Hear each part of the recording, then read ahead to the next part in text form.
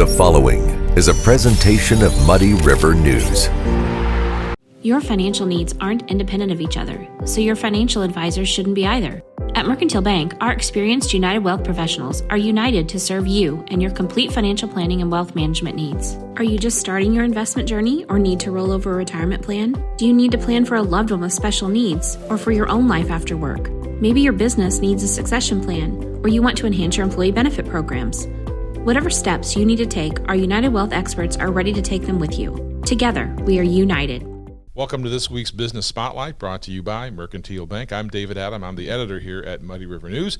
And joining me today, Joe Harris with TI Trust. The information I was given is you're the ag guru at TI Trust. You like that that phrase? Well, I don't know if I'd call myself a guru or not, but definitely biased toward the agricultural field. All right.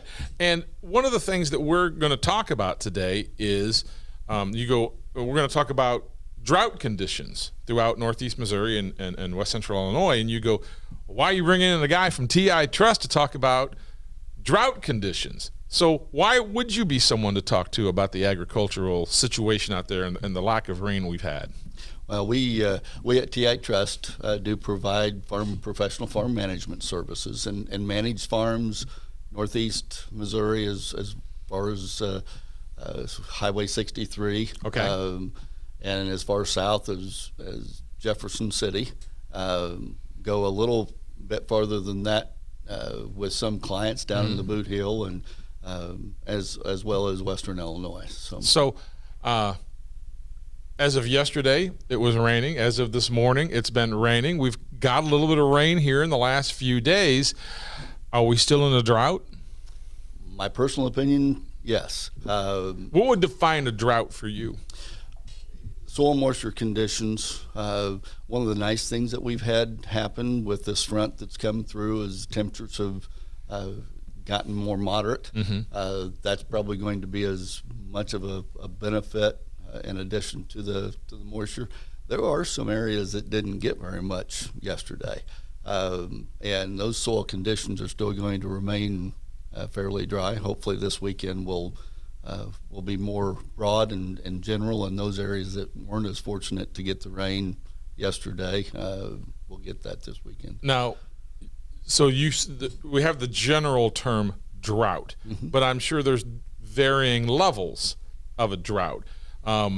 I don't know how you would rank it, but is there, on a scale of 1 to 10, how bad is the drought right now? How bad was it and how bad is it?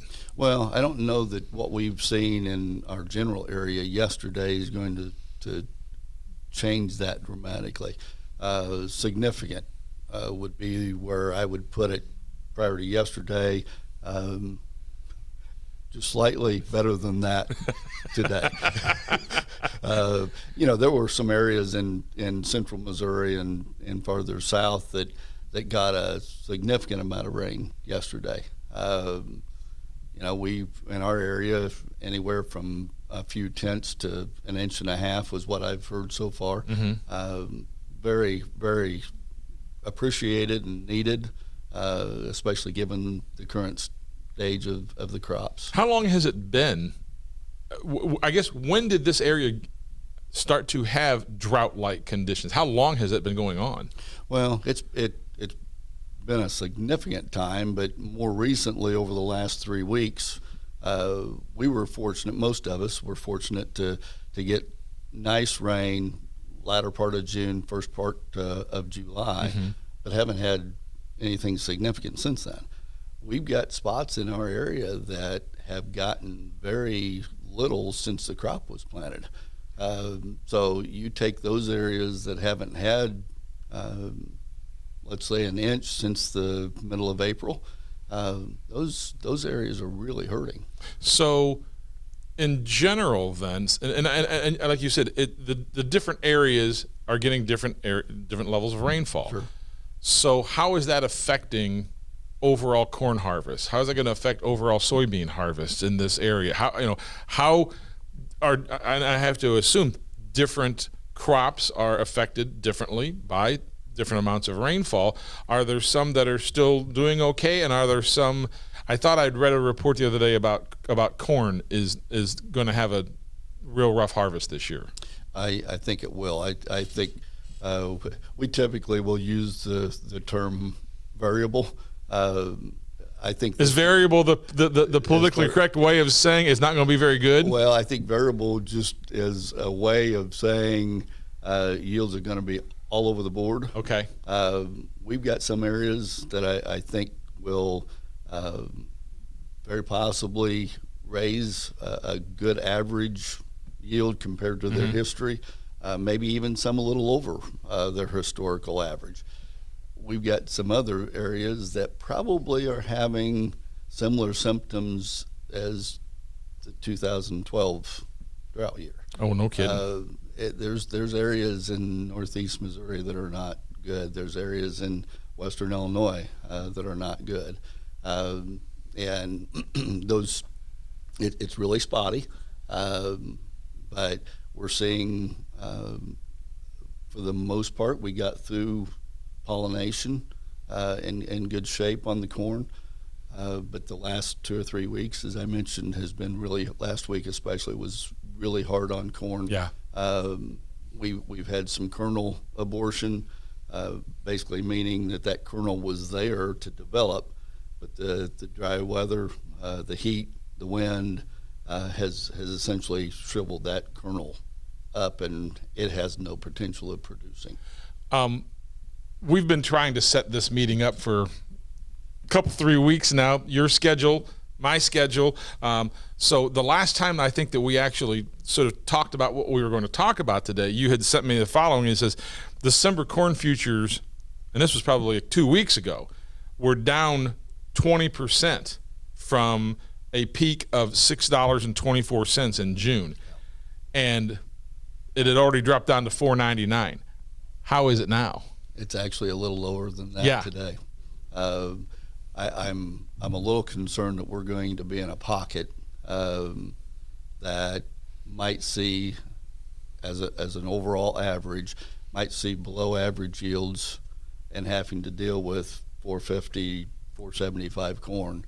It's going to be pretty tough. And you know, the crop insurance you're going to hear a lot of conversation about farmers and their crop insurance coverage. So where do you and TI Trust come in on this? How do you help farmers in your role with the bank? We, as I mentioned, we professionally manage farms. We work with landowners, and typically those landowners are living outside of the area. They want somebody to oversee their farm asset for them, and that's where TI Trust comes into play. So we're managing the property. We're basically putting ourselves in that landowner's shoes. So when you say manage the property, what does that actually entail? We're taking care of the leasing, regardless of the. I thought maybe you were out there with a hoe or something like that. We have been known to take a corn knife or a hand sprayer and you got to do what you got to do. We do, but you know, we're paying bills. We're negotiating leases with the farmer. We're marketing the grain, taking care of crop insurance, property and liability tax, insurance, real estate taxes.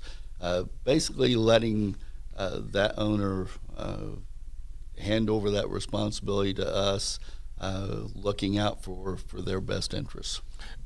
And also allows them to actually, I guess, get their, they handle the work in the field while you're handling the paperwork and the like you said, the marketing and all that stuff for them, so they can be in the field. Would that be an accurate way of saying it? No, the one in the field is the actual farmer that we're leasing the farm to. Okay. So you've got the owner of the land that has that property as an asset. Investment, may have inherited it. They don't want to sell it.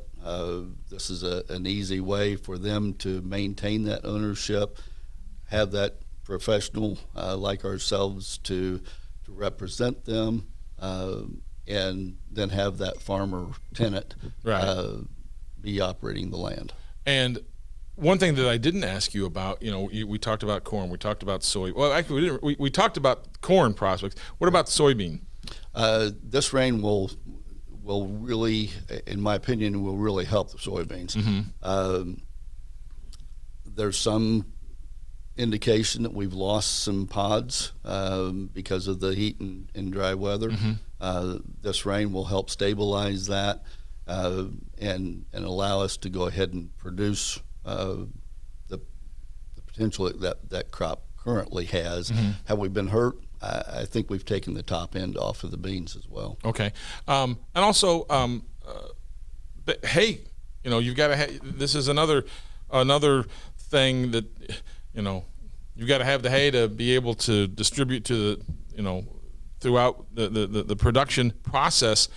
I have to imagine dry weather for hay is the livestock guys. Yeah. The cattle industry in our area has really they're suffering right now. Mm-hmm. Thankfully, we've got good cattle prices, but hay is a really scarce commodity right now, and prices for that hay has escalated. And when you say escalated, how much?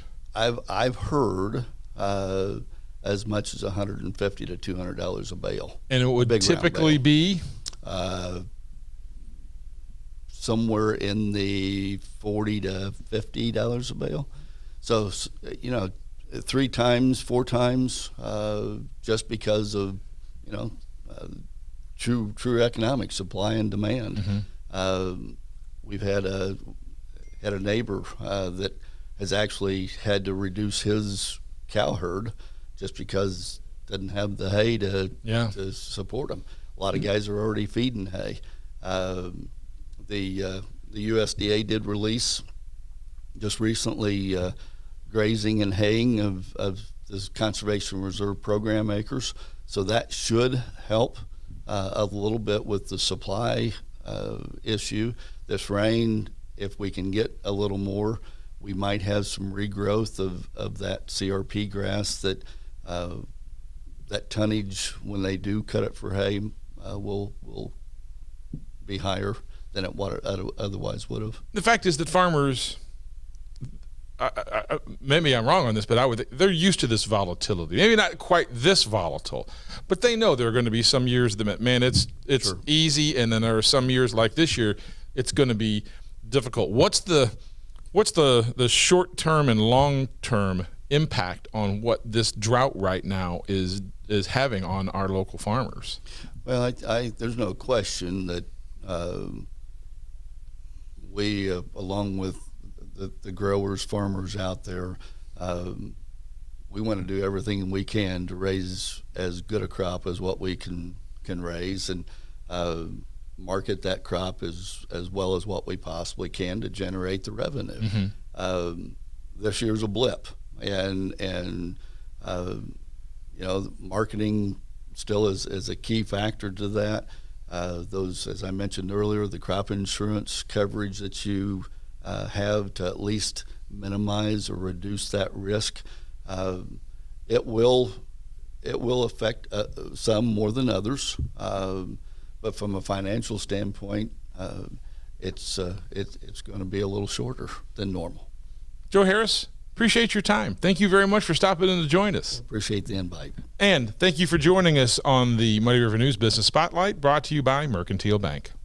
Your financial needs aren't independent of each other, so your financial advisors shouldn't be either.